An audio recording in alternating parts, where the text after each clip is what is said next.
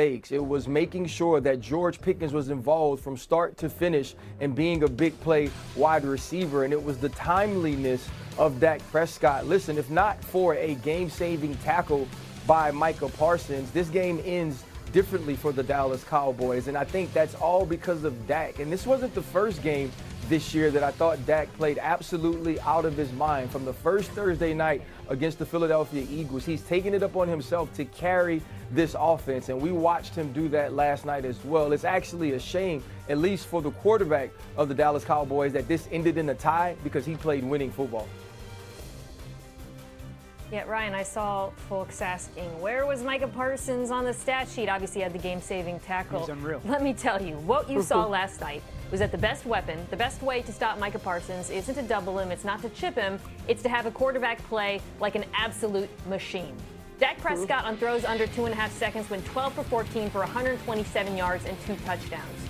I'm not actually that worried about the Packers defense. I think they just ran into a buzzsaw of a performance from the QB. Yes, George Pickens was too much for the cornerbacks to handle. They did get exposed a little bit. The Hobbs injury impacted them there. But to me, this was just about Dak Prescott in complete mastery of this offense. He has been unbelievable this year. And I agree with you, Ryan. I think this was one of the best games of his career, given the level of competition. Yep. Yeah, I thought outside of the quarterbacks, Parsons was the best player on the field. Last night, I don't want to say I'm concerned about the Packers defense, but I will say the thing that shocked me was the lack of rerouting to anybody in the Dallas Cowboys wide receiver group or tight ends. I mean, one of the reasons why Dak got rid of the ball so quickly and effectively was they never put hands on anybody. It was just letting free access off the field, off the route. It was a slant route. It was a stop route. It was a comeback. I mean, there was never any – you go to the ball right before the half after the fumble, and Pickens is just running down the field. This is a curl route. There's not a single person that puts a hand on him till he's laying on the ground. And so, there were so many examples of – nobody on Green Bay's defense putting any type of reroute or hand on Pickens, on Turpin, on Tolbert, like anybody. And it was shocking to see, and I think that's part of the reason why Dak threw it so quickly and threw it so well.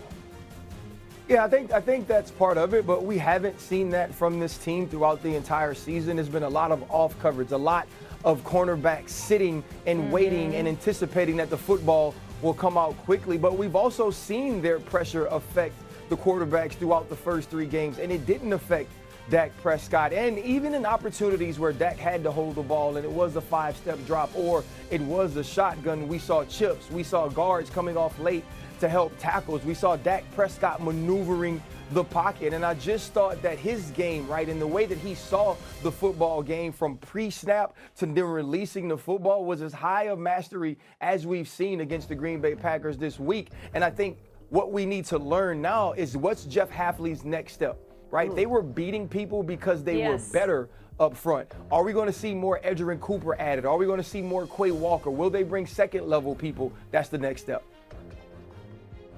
Yeah, I completely agree. There was a play, I think, near the end of the game where they had like some sort of invert coverage with Nixon dropping, and I was watching that happen thinking this might work against a lot of the quarterbacks y'all played.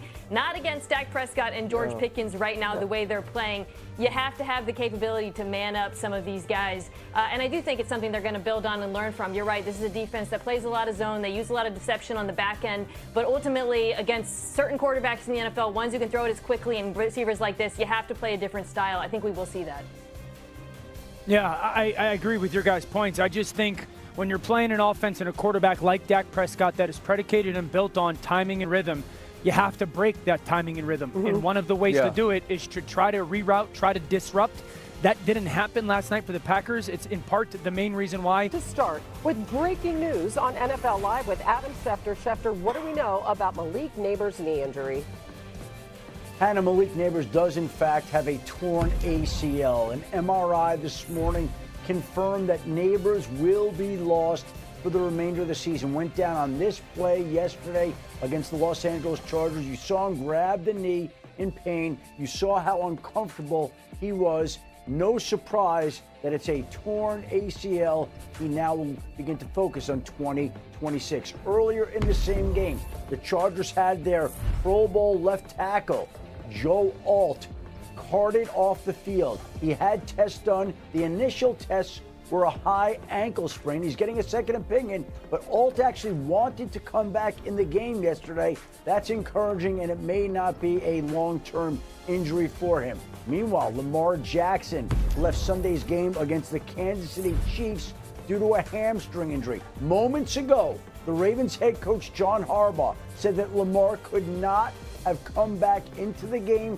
yesterday, even if the game was closer, which leads you to believe that his status for Sunday's game against the Houston Texans is very much in question. And one player whose status no longer is in question is Nnamdi Madubuike, the Ravens Pro Bowl defensive tackle, has a neck injury. John Harbaugh said today he is now out for the season. The Ravens have been bracing to lose him. They placed him on injured reserve on Saturday, and Harbaugh confirmed a short time ago that Madubuike will not play again in 2025, which is yet the latest blow to a Ravens team that already has had more than its fair share of injuries. Yeah, about half a dozen defensive starters you see. Mina's expression there. Mina Kimes is with us, Dan Orlovsky, and the men in blue here. Different shades. Jason McCourty and Field Yates. But let's start with Lamar there. Dan, in addition to all of these other injuries, I know you're there in Miami where you're calling the game tonight. How concerned are you about this Lamar news?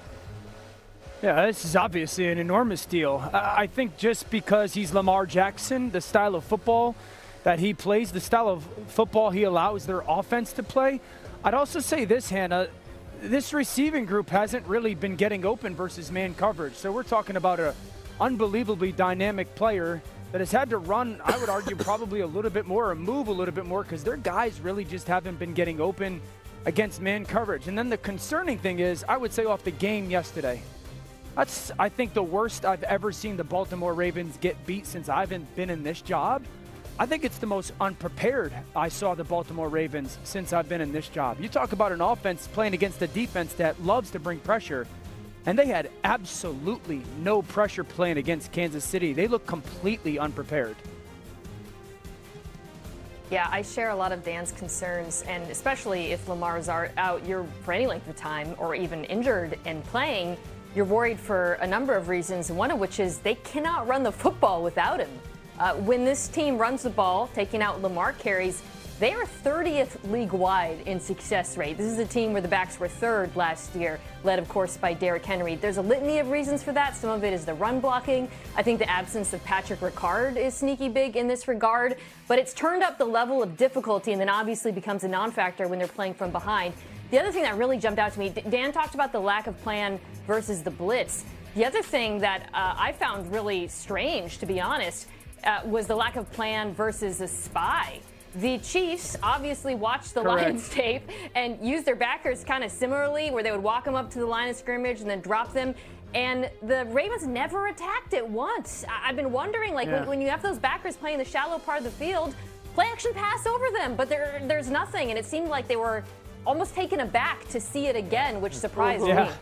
You see Derrick Henry's numbers there at the bottom of your screen, way down compared to last year, a couple of fumbles. But then if you go over to the defensive side of the equation, and we just heard about Madubuike, and you look at the number of key injuries they have on defense, wow, sitting at 1-3. How bad is this? It's bad because you look at it, not only the injuries, but this was already a defense that was struggling. They're last in the NFL when it comes to points allowed. Justin Madubuike is a huge piece, not only in the run game, but in the pass game as well as an interior pass rusher. I think worse than that, when you look at the rest of this list, no Roquan Smith on a defense that is at the bottom of the league when it comes to defending the run.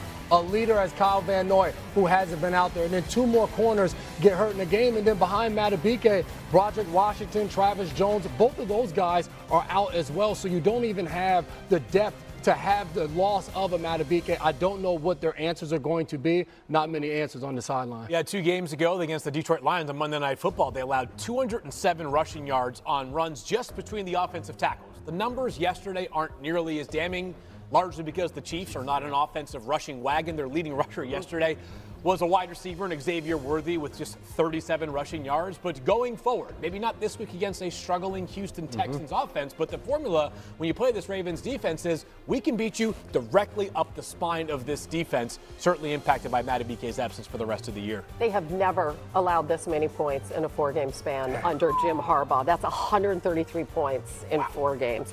All right, so Ravens host the Texans, we know, coming up. But let's go to that Chiefs resurgent offense. Field just mentioned they got Xavier Worthy back, and here's a 1st and 10 on their own 44. The pitch, listen, 35 yards, longest design.